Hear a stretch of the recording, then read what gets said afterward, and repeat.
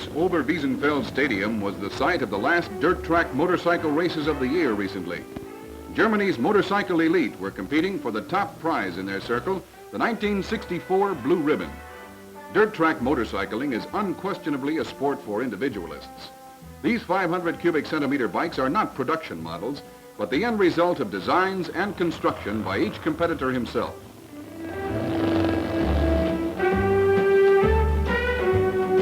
These racing fans take pride in the fact that they staunchly support a relatively unknown sport. An almost familial atmosphere prevails at the track. Almost every face is a familiar one. The racers make last-minute preparations in the pits, with more than adequate moral support supplied by a more than ample female contingent. In the interest of peak performance, these bikes burn pure methyl alcohol instead of gasoline.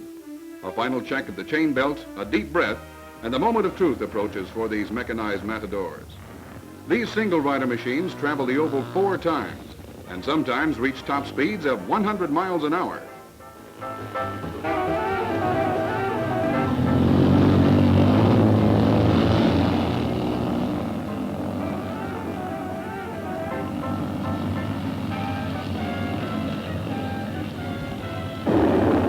Please move back as far as possible so that in the event of a spill, you will not be injured. These safety measures directed at the crowd are taken lightly, and spills are frequent, but rarely serious.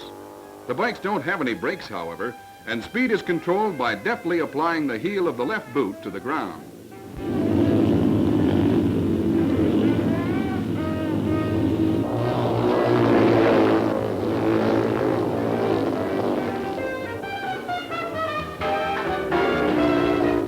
First place in the singles event went to Denmark's Kurt W. Peterson.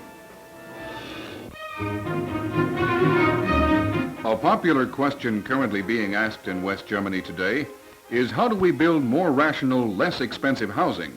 One answer to this question: prefabrication. An increasing number of the large construction companies in West Germany are embracing this method. Individual sections are produced in series at a factory.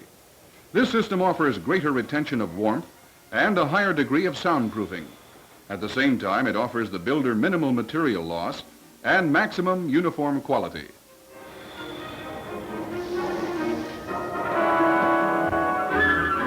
Still another advantage, a shorter building period.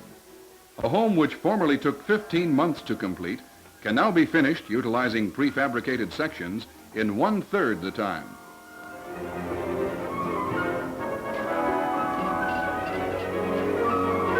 Walls with built-in windows are stored here. Special trucks transport the finished sections to the building site.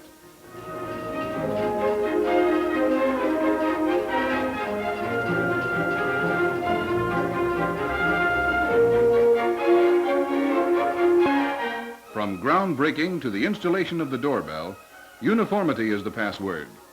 Since all of the sections were precisely pre-calculated, the various labor groups involved in construction save immeasurable time and hold down their costs.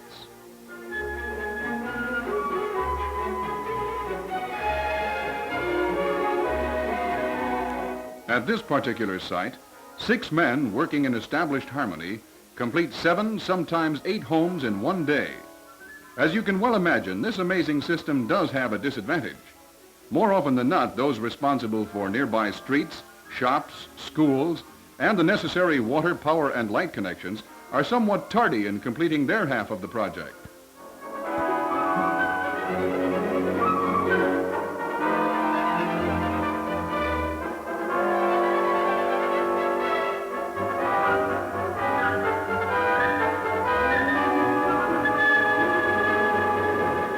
Critics of prefab housing point to this system as pure mass production. Nevertheless, despite the equalization, basic variety is still possible. These homes have long since taken on unique qualities, both inside and out.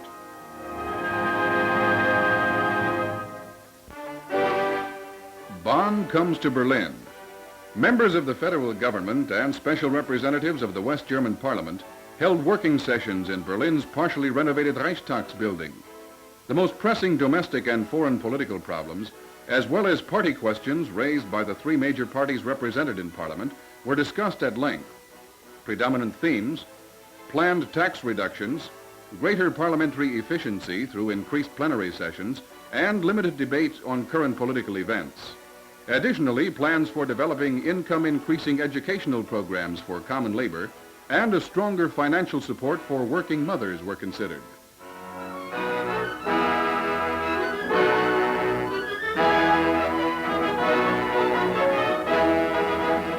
The activity of the federal government and parliament in the former German capital strongly emphasizes the close ties between the Federal Republic and Berlin, especially noteworthy to a regime which has strongly supported a divided Germany for over 15 years. Following months of discussions, West Berliners can once again obtain passes to go behind the wall and visit East Berlin.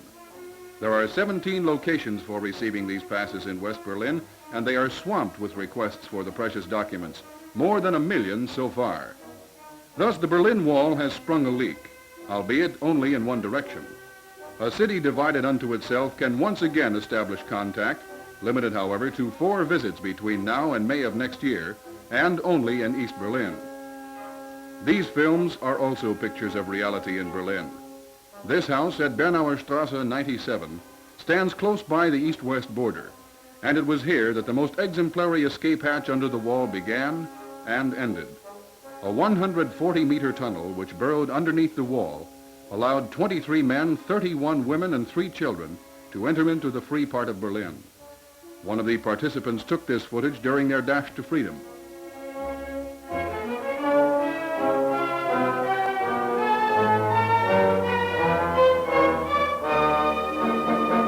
"35 people worked on the escape hatch at a depth of 6 to 8 meters for half a year. The refugees were hoisted by a winch up into an inoperative West Berlin bakery. At the last minute, East German police discovered the eastern entrance to the tunnel, but 57 former East Berliners did make their way to freedom.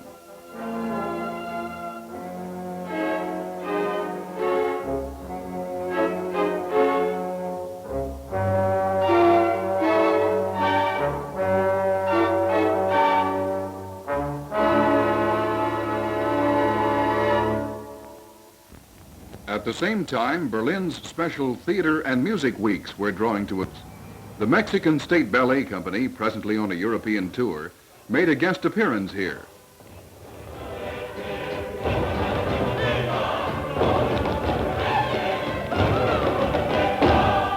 The high point of every performance is the jarabe tapatio, an old Mexican hat dance.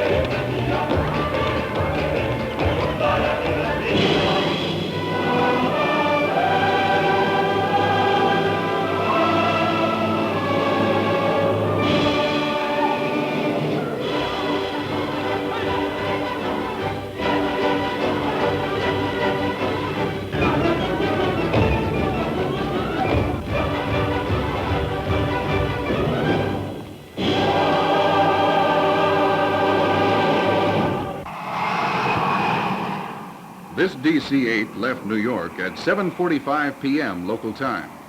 It landed the next morning at 9:50 a.m. local time in Hamburg.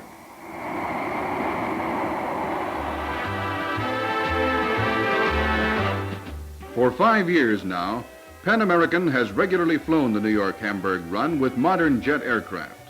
More than sufficient reason for a small, informal celebration. The jets have been making this trip 3 times a week. 120 passengers can be accommodated on each flight.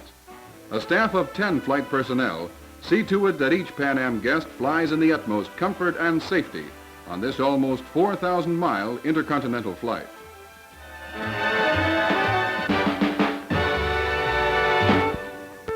An exhibition of photography from all over the world opened recently in Essen. 555 photos by 264 photographers were on display, under the main theme, What is Man?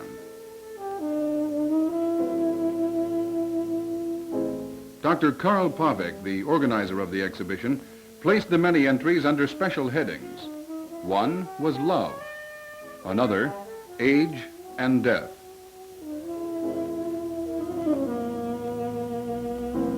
This exhibition is shocking, yet the selection of entries really cannot be questioned. They present startling contrast, and you won't find the proverbial pretty picture of mankind at this display. The war and its aftermath, another of the challenging subject headings at this provocative exhibition.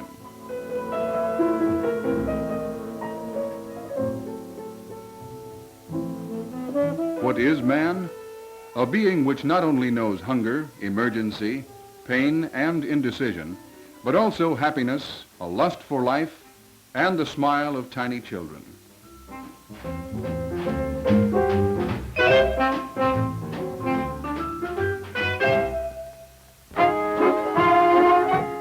One of the major attractions in West Germany for the horsey set is the parade of male horses in Celle. It takes place every fall in this picturesque city on the Aller River, which is the center for North Germany's horse breeding activity. The parade is sponsored by the official organization for horse breeding and pedigree control in the state. The stud horses are displayed before an appreciative crowd in both difficult exercises and in special show numbers such as the Roman chariot races.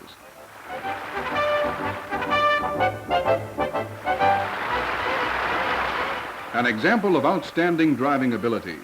A coachman adeptly mans the reins of an old-fashioned mode of power. In our terms today, let's call it a 5-in-line, 10-horsepower transportation.